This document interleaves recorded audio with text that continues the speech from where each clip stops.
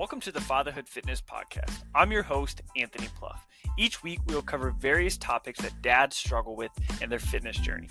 I'll give you actionable steps that you can apply right away, not only to take back control of your own health, but so you're able to be a better example for your kids too.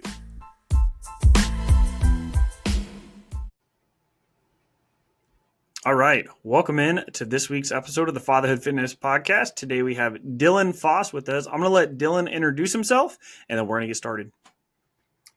Thank you for having me. I appreciate it, Anthony. I'm excited to be here. Fatherhood Fitness, very much in line with what I do, what I believe in. I don't know if you can see my hat here. Healthy dad, hard worker. Basically, I'm a certified athletic trainer. I got my bachelor's degree in that, got my master's degree in nutrition for human performance. I live here in South Florida. I have one little guy right now. He's 2.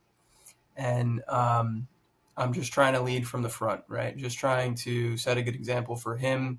And once I realized how insanely hard fatherhood is, I became very empathetic to the fact that a lot of guys out there who don't have the knowledge that I have or someone like yourself has, it could be very easy to get lost in career and family and lose sight of your health. So I kind of geared my whole online approach to helping people that don't live near me, can't afford in-person services, from like the sports medicine and training, background that I have, and could potentially do something that's more in line with training from a distance, the smart way, the efficient way, not the bodybuilding and then endless cardio concepts that everyone kind of sees online. So that's the mission I'm on, just trying to help other dads and lead from the front by doing it myself, basically.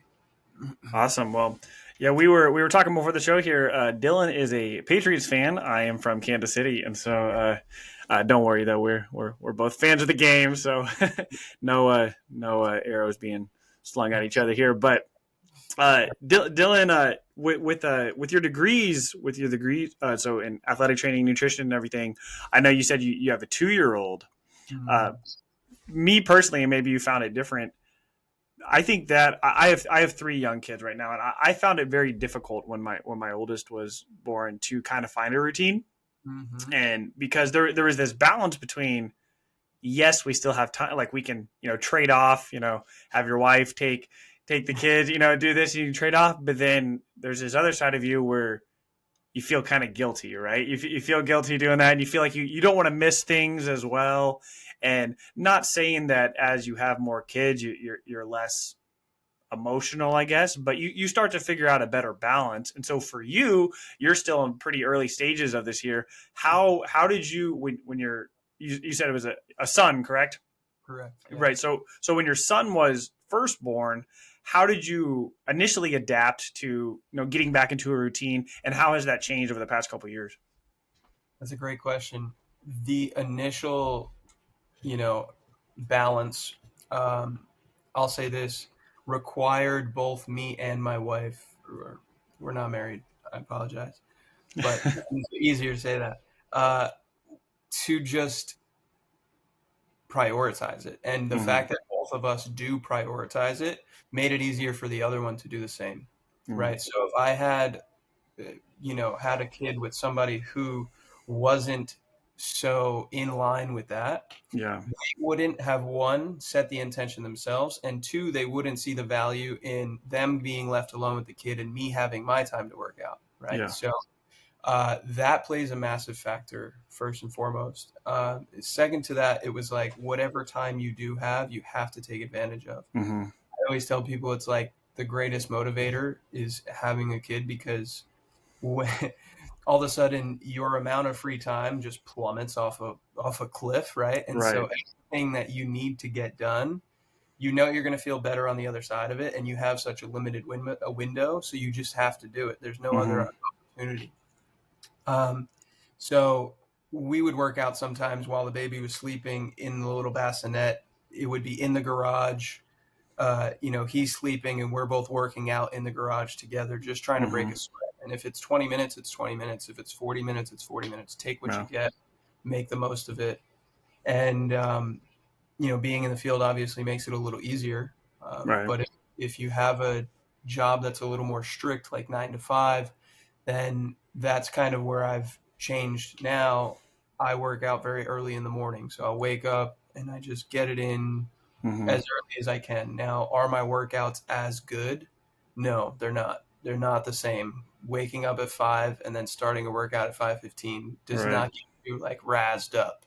You're not in peak performance mode by any means, Yeah. but you're doing the maintenance work, and when you do feel good, you can push the envelope a little bit. So it's really about just prioritizing it. It's about having the same priority as your significant other, and I would say now, the thought of like having a second one, how does you got to go back into the trenches essentially. There's this whole other concept of like, okay, well, I got to get back to that same place where it has to happen. It's not going to be perfect. I'm not going to follow a perfect program necessarily, but I'll get it in when I can, you know? So that's kind of how I've approached it. That's how I've gotten through this phase. And I can't imagine if I wasn't in shape, having someone under 2 years old and improving that first 2 years would be insanely difficult. You know. Yeah, you said a lot of good things there. Sorry, I'm keep having to mute myself there. I'm having like a coughing attack here, but a couple things I wanted to touch upon there. The first thing you said was that you had a routine before your son was born, and I think that that is something that's really important. And so if you're listening right now and you don't quite have kids yet, that is something I think is really important to establish, Yep. because if you haven't already identified exercise as a priority for you, you're going to find every reason not to do it when you have kids, right? You're going to you can literally make a list of 100 things that you should be doing other than working out, right? So the fact that you're able to have a plan beforehand, or have a a strategy, and then you can just adapt it when you do have kids, makes it much easier. Now, the other thing I wanted to touch upon is you said that your wife was super supportive of you and you had aligned goals. This is something that, in working with dads, I'm sure you hear this a lot too, is, and unfortunately, it's very common where couples aren't on the same page. They don't align, and just their beliefs. They're not, and again, unfortunately, they're just not super supportive of Mhm. each other. And so I think this, I mean, this is probably a bigger issue than just finding time to work out. It comes down to communication. The better communicators we are, the better, like, one, it's going to improve our relationships. It's going to improve the way we parent. It's going to improve our job performance. And so working on communication, but communicating, why it's important to you. And I think, I think a lot of dads don't really, and maybe I'm stereotyping here, but I've been around enough of them to know that we don't necessarily think maybe our feelings matter about this, or we struggle being vulnerable, and so we're kind of afraid to ask for help in some of these situations, and then we just kind of push it on. Oh, I'll be fine. Oh, I'll be fine. Oh, I'll be fine. But then it's 10, 15, 20 years down the road, and all of a sudden we're working with clients who tell me about their routine, and I'm like, okay, well, this is what they used to do. They're trying to get back into it. I'm like, oh, well, when did you last follow this routine? Oh, when I was in high school. Yeah. It's like, well, what can we do now? We're probably not going to be able to jump back into the 5x5 strength training workout your football coach had you do. And it's like, but we can figure out where you are now. And I think that's where, like, great communication is. And this is something that I've admitted to, that I wasn't great at when my oldest was born. I wasn't great at letting my wife work out. I was really good at getting my workouts in, but I wasn't great about scheduling time. And that's something that I still have to I still have to be intentional about. And so we have to sit down. We have to figure out. We're looking at the schedule, and ideally, before you have kids, when you're in college, when you're first married or something, you could go to the gym Monday, Wednesday, Friday, maybe Saturday, maybe a Tuesday. It's like, it really doesn't matter. You can follow a routine. But now that you have kids, you're probably not going to be able to work out the same exact time every single week. And so I think that's where communication comes in. So how do you and your uh, spouse, how do you guys communicate that? How do you kind of navigate that?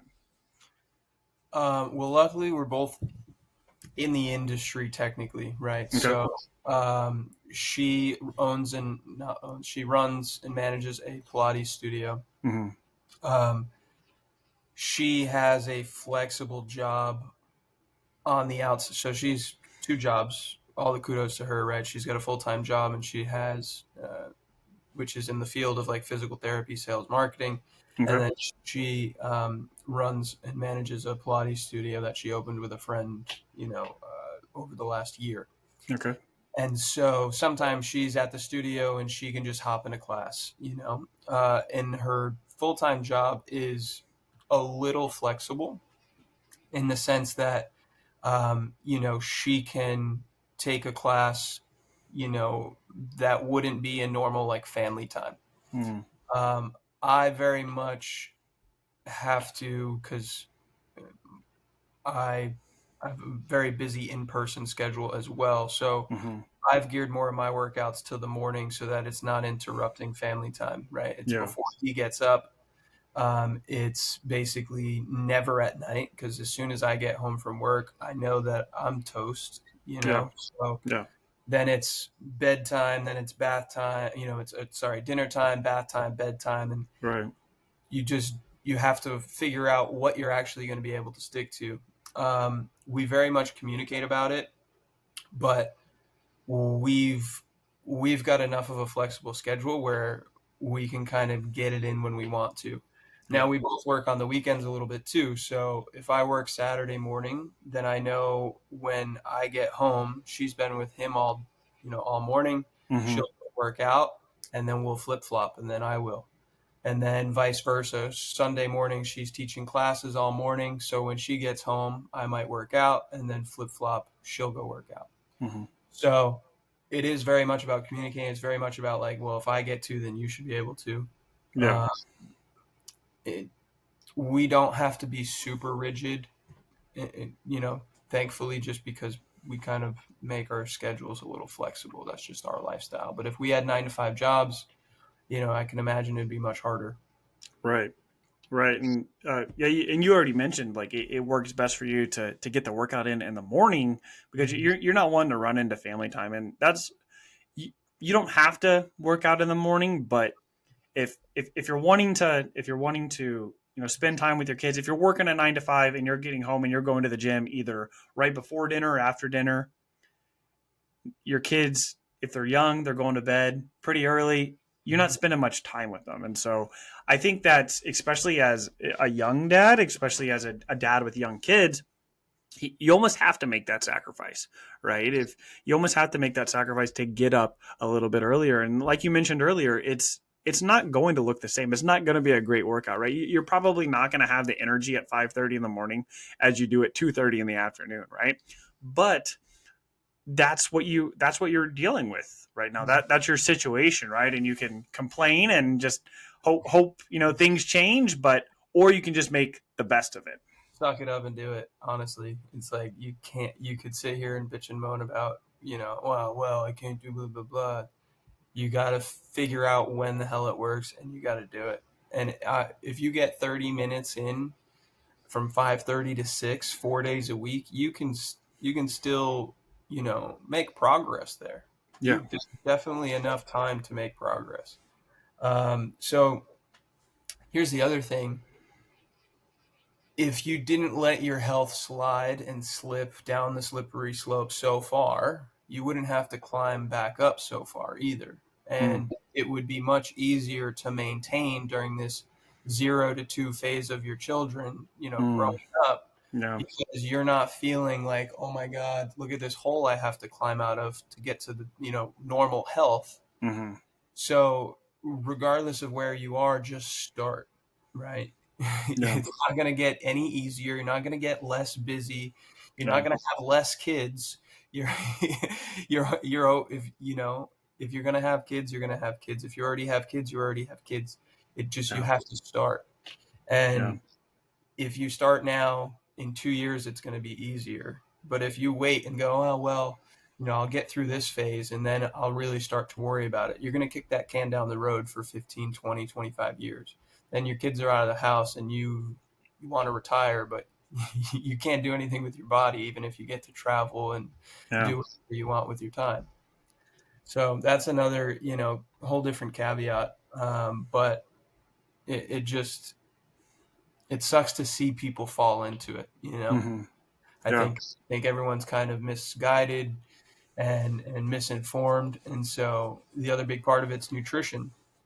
You could lose a bunch of weight and get healthy, with very minimal exercise, but completely changing how you eat too. That makes a huge difference. Yeah.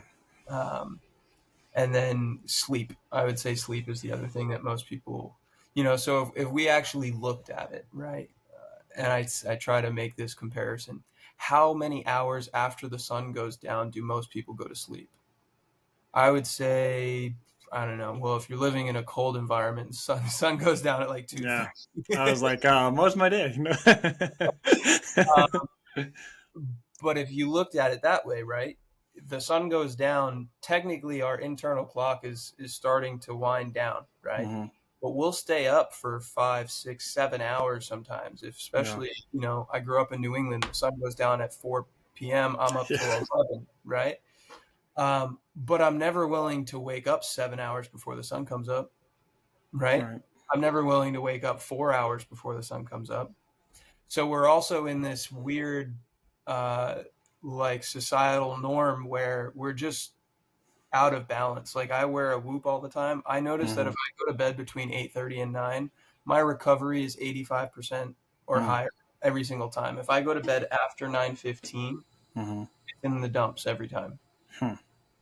And I could I can go to bed later and wake up later and it's still in the dumps. But if I go to bed at a normal time and I wake up at a consistent time before 9 o'clock, I go to sleep and wake up, 4:30 to 5. Yeah. Way better recovery because technically it's just more in line with uh, Yeah.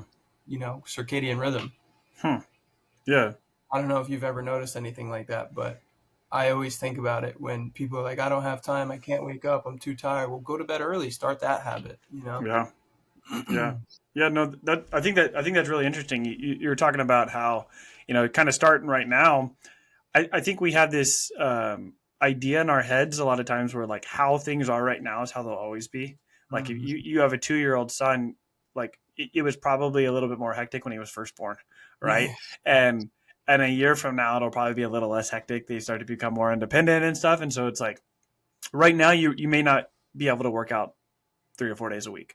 But could you get 2 30-minute workouts in a week? Could you get one in on a Wednesday, one in on a Saturday? And it's like we do that for a year. You just got 100 hours in of working out in for the year, and you really didn't have to change your life at all, right? You just gave up one Netflix episode, Yeah.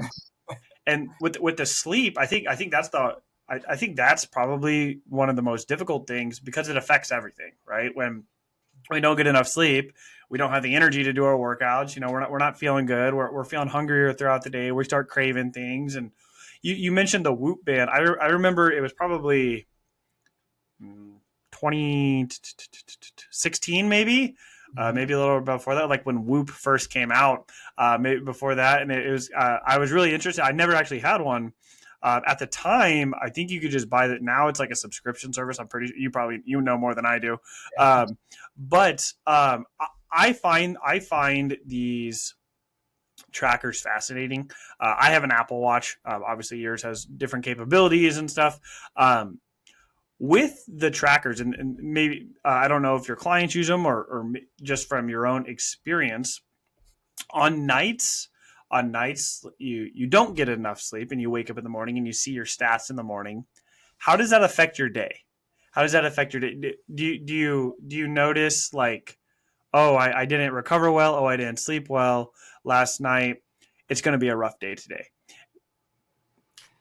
Yeah, there's a little bit of that placebo effect, right? Mm-hmm. So I definitely am more conscientious of like I might change my workout a little bit and be a little less intense. Mm-hmm. I might Depending on how bad it is, I might even forego like a sauna and ice, cold Mm, plunge session because that's just gonna be too much of a stressor on my body. mm, I may try to sneak in a nap, even if it's in my car for 10 minutes. Um, all those things definitely play a factor. I try to avoid like the oh shit, like today's gonna suck thing, mhm. and kind of talk Yeah. myself out of that. Yeah.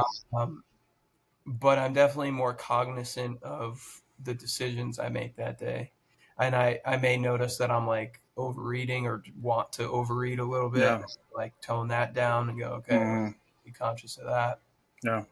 I try not to reach for a second cup of coffee. That's another tough one where you're like, Yeah.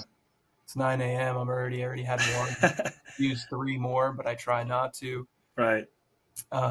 So yeah, I definitely think there's definitely a little bit of a placebo effect. Do you feel Mhm. the same way? Do you get that way? Yeah, and so that's what I find curious about some of these things. Kind of like the scale. Um, to me, it's just something you do every day. You know what I mean? You just wake up in the morning, you stand on the scale and stuff. And so it's like, and that's why I try and get my clients to do it. It's just like, this is data. This is data. You know, the more data we have, the better informed decision we can make moving forward, right? Hmm. You take your waist measurements, you take progress, but you take all these things just for data. Is what we're doing working, right? Yeah. I know I found I used to get really caught up. I downloaded some apps before. This is before they have everything on your wrist and stuff. You had to like lay your phone on your bed and Oh, stuff like this, so it'd track your movements at night and stuff, and huh? end up knocking your phone off. But it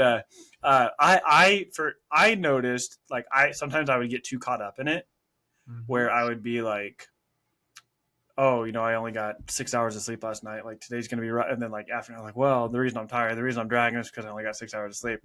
And then for a long time, I was like, I'm just not gonna look at it. If I look at how much sleep I got, I'm only gonna look at it at the end of the day. That's And smart. so, um, I'll look at it at the end of the day because there's been a couple of days where I was like, man, I felt great today, had great energy, and I looked at it and it was like, you got 5 hours and 42 minutes, and I was like, what? But and so like, sometimes I think it can kind of mess with you, like kind of like information overload here, and Yes. that kind of leads me into my next question for you when it comes to you were mentioning earlier about how like your plan's going to change. Your plan's going to change as you have kids. We have your schedule is going to be different, your nutrition is going to be different, all this stuff's going to be different. We have everything we could ever want to learn for free online right now, not just with Google. We've had Google forever, but now we have like Chat GPT that can create all these programs. We can do all these things. AI is taking over everything. And I have found that with a large section of people, it can almost be like too much. It can be kind of debilitating. There's so much information. There's so much. Now we've got this diet or that diet. We've got this workout, that workout. Someone told me to do 11 reps, but if I do 13, and it's like we have all this information. Yeah. How do you navigate that, and how do you structure it in a way where your clients can actually apply it? It's a great question. I call it paralysis by overanalysis, right? So Mm-hmm. you choose to do nothing because it seems like you have the option to do everything. Yeah. Um,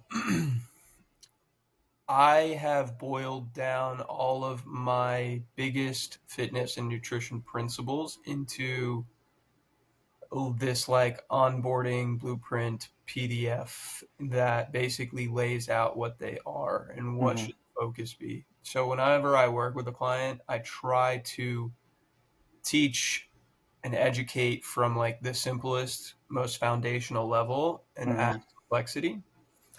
And whenever I have a client that's like, "Oh, I saw this exercise on Instagram. What should I do that?" Usually, I'm like, "No, it's fucking retarded." Because most of the time, people just the social media overload of exercises is ridiculous, and so many of them just require so much body awareness that even people in the industry like have trouble doing. Yeah. But if it we're working with people who don't have that amount of knowledge, that don't have that amount of maybe body awareness, you just have to boil it down to like basic principles, right? And so, when I teach nutrition, I tell them the quality of the food is massive. That's your foundation. If you're not eating quality food, let's not nitpick on like what time you're eating or what supplement you're adding in, or how many grams of carbohydrates you should have in like the matter of 10 difference. Like, let's Mm-hmm. focus on the quality of the food you're eating, and then we can choose to focus on something else from there. So I try to give people like basic principles, and then from a fitness standpoint,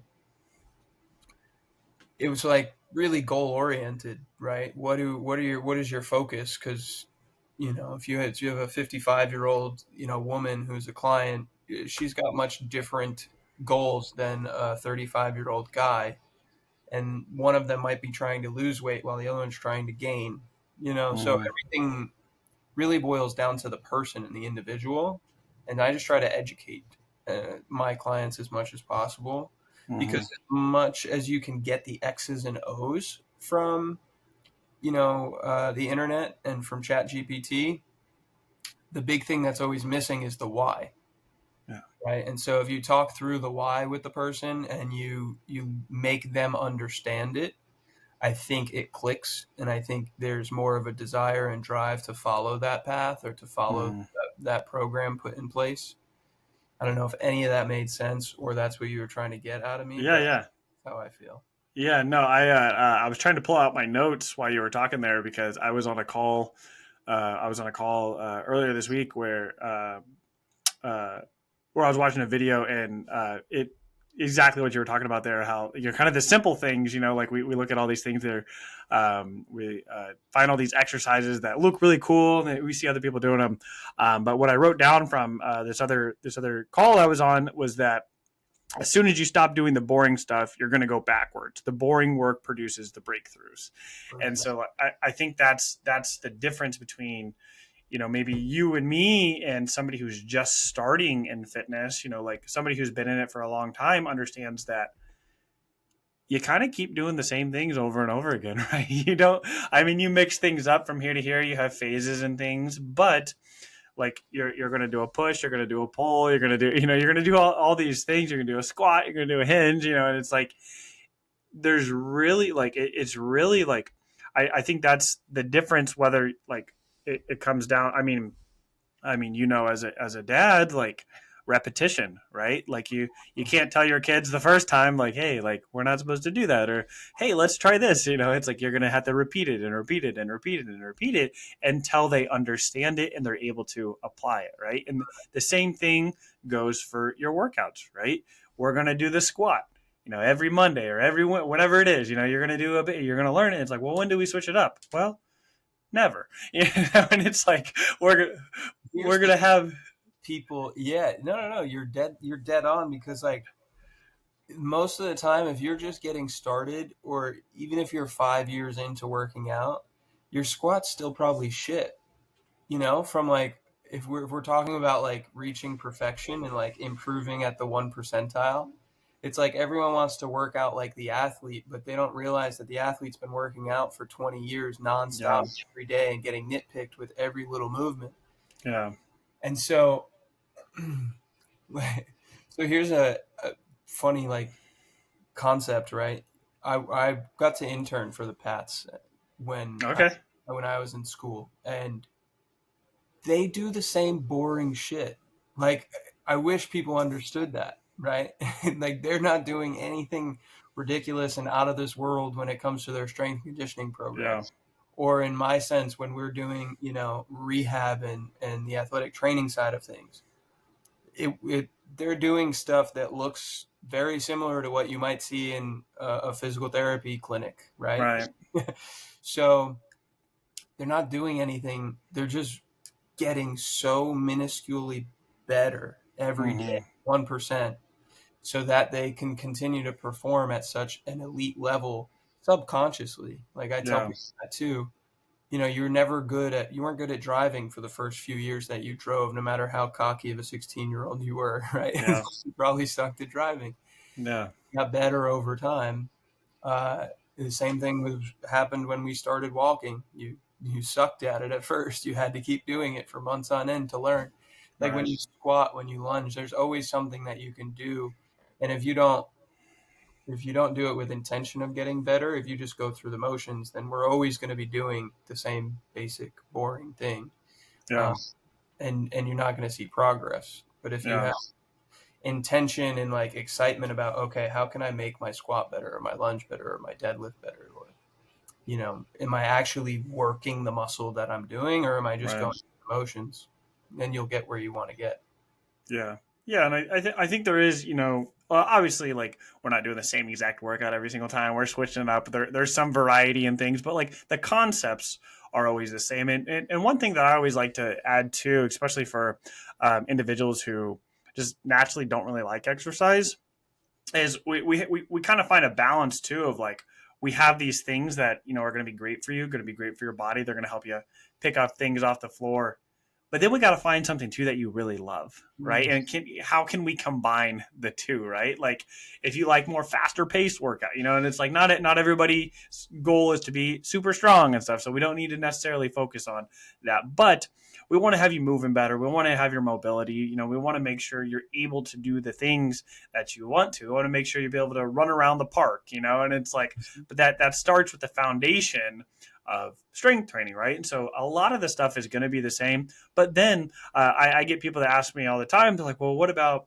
like the high intensity class, or like, I like some of these workout videos and stuff. And I was like, you can do that too. Like, Yeah. you can do that too. Like, it's not either or. Like, we can mix these things together. We look at athletes' workouts. I was like, we don't have the time to do what the athletes do. Like, you watch these videos of like Patrick Mahomes trainer posting these things, and I was like, you saw a 30-second clip of one of his workouts, and he's working out 6 days a week, and I was like, you have no idea what he's actually doing. And I was like, look at like a running back like Derrick Henry, Saquon Barkley. Like, you think Saquon Barkley squatted like once every month? You know what I mean? I was like, this guy's Doing it massive. 12 times a month. All he's doing is 5x5s, right? It's like, Yeah. so that's the caveat that like the people don't think about is like if we're working out 2 times, 3 times a week, like that's just enough time to hit the base principles. Never mind adding the flair and the fun stuff and the yes, we can like sprinkle that in. Maybe Mm-hmm. it's you love to do some sort of tricep exercise. Like okay, we can superset that with your squats, right? I'll make you do something you don't like that sucks, that's hard, and then you Yeah. can rest a little bit while you do some triceps. It's like we can finagle that, but if you want to get that big machine that Mahomes is doing the fucking side to side rotations. Yeah. Like, yeah, we can do cable rotations, right? Yeah. But like, we don't. Yeah. It's not necessarily gonna do anything crazier for you. It's the same Right. principle. Right. Create force rotationally. Yeah. Then you Yeah. just And it is fun sometimes to kind of mix it up, going to the majority of my workouts I do from home, but like I have access to a couple gyms near me, and so like sometimes it's just fun to kind of take a 4 week block in the year and just kind of try something different, right? To do one of the gyms close to me I go to every once in a while, and I'll go there for like a month, a couple months a year, and I kind of spread it out, and they've got just a bunch of different machines, and I'll nice. spend a month just doing something different, because we it does get a little bit, you kind of got to fall in love with the process, and Mhm. you kind of have to just make it something that you do, right? You got to make it something that's a part of your life, and just kind of come to terms with that early on, is like, this is something like, you don't get to do it for 12 weeks and then just never do it again. Like, you have great results in 12 weeks? Absolutely. Right. But if you want to maintain that, if you want to stop having to start over, you have to find something that you can stick to. And for some people, that's 2 days a week. For Mhm. other people, that's 5 days a week, right? So you got to find out what's realistic for you. If you're somebody that doesn't love the gym, that's okay. You may never love the gym, and that's okay. You don't ever have to get to the point where you're going 5 days a week. But if you can get to the point where you're going, 2 days a week, you're getting a couple cardio sessions in between that, like, Mhm. that's and be able to sustain that, be able to maintain that like long term. That's where you want to be. You got to find something that's going to work for you. No, I totally agree. I totally agree. What's in your home? You have a garage gym? Home gym? So actually, my gym is behind this. So I have my gym slash office here, and so I've got like 3 buckets full. I have way too much stuff, but I have in the garage. I have some other stuff because I ran out of room here. But I have a treadmill out there, and then in here I have a spin bike. Nice. Got that off Facebook Marketplace and fixed it up, and it's like brand new. It's awesome. I got a power tower. So pull up, dip bar, and everything. I got like TRX straps. I have adjustable dumbbells, Nuo Bell. They're fantastic. Nice. They go up to 80 pounds, which is great. I've got like a barbell, the landmine. Nice. So I can pretty much do everything except for like barbell bench and Mm-hmm. squat, things like that. But it's not a huge part of my routine anymore. But I'm still able to go. I'm still able to like. I still have access to a gym if I like. I'll go through phases where this month I'm focusing on this and stuff, and so it just takes a little bit more planning. It's another thing to chat on though for these dads is like if your constant excuse to yourself is going to be the drive time or is going to be the I got to go to this place, then like let's talk about a solution, not the Yeah, problem, right? And the right. solution might be getting yourself, a pair of adjustable 80-pound dumbbells, Yeah, a bench that folds, and you know one barbell, and toss it in the corner of your yeah, room, and you can do some fucking landmine stuff with it with a few yeah, plates, right? It's like, and then simple things, bands, you can put them over a door, and you can do mm, lat pull downs, straight arm pull downs, tricep extensions. You can put it in the yeah, middle of the door, do rotations, put it at the bottom, bicep curls and chest yeah, press, yeah, cable flies, and like it for under, for under like 300, $400, you can make a pretty nice gym in the corner yeah, of the room that you have in your house or living room yeah, or in your garage. yeah, So that's like if you have to be self-aware of like what's your excuse, what's your barrier of entry, and then yeah, are you willing to invest, right? And you should be, right. because if you're Yeah, investing the time, you should be willing to invest a little bit of money. yeah, yeah. And I think Facebook Marketplace is. I've got lots of things off there. My barbell I got for $20. So I that was like looks like that. every day. I'm like, oh, it's Yeah. Oh yeah. I'm always on. I'm out of room though, so I'm like trading things. I'm like making deals. I was like, I got stuff stacked up in the garage I can't use because it's like, yeah. And then, like I think that's one of the most I've spent. I mean, obviously I've spent over the years. A power tower is a great investment. Pull ups, dips, that push ups, things is like that. the tip bar guy sled tread thing, the power tower, or is that a are you So just I have I'm just using power tower. It's kind of a general term here. So it's got pull up bar, dip bar. So and then it's got like the captain's chair to do yeah. abs and stuff. And then the tip bar guy. I do have a tip bar. I've got a what else I have. I have a Yes. Nordic attachment. I bought that hooks onto my bench. I have the bench I have. You can't see it from here, but it's a Flybird. I highly recommend that bench. Mm-hmm. It's a great bench, and it folds up. Yep. It comes already assembled, and so I just fold it up, put it against the wall. The most I've spent on any piece of equipment are the dumbbells. Yeah. I bought the stand with it too. But if you're paying $50 for a gym membership a month, these dumbbells are going to pay themselves off in a year and a half, 2 years. You know what I mean? So At 5 to 80 they go to. 5 to 80. Yep. Yeah, that's pretty. I mean, that not too many people are going to need two of them. Yeah, I was like for a home gym for most people. I mean, and then if you need 90s, just buy 290. You know what I mean? It's like you don't have to buy. I love it because it doesn't it takes up like almost no room. I've got the stand, I've got the dumbbells, and then yeah, I was like, I don't have to have 5, 10, 15, 20, 25. It's like I just have. And the great thing about Nuobel, I promise I'm not sponsored by Nuobel, but if they want to sponsor me, that's great. The great thing about I don't know if you've ever seen the Select Tech ones from Bowflex. Yes, I know exactly what they are. So those ones are pretty popular too, and I've used those. whether you use like the 5 or the 60, they're the same size. They're the same length. So they're massive. The Nuo Bell ones get smaller. So the 5 is like the size of a 5, the 80 is the size of an 80, and then it gets smaller. And all you do is turn the handle. The Select Tech ones, you got to line up the dials there. Dude, And it's so so, annoying. I have a yeah, it's like, friend in his home gym. He bought those because they were black and red. That's why. yeah. And I'm like, dude, Chiefs fan. There we go. No. more so because he's got a Peloton too. So it's like Okay. he wanted Match to it. like look aesthetically pleasing. Yeah. I get it, but these suck. They're not like Yeah. sorry, both your dumbbells are not that great.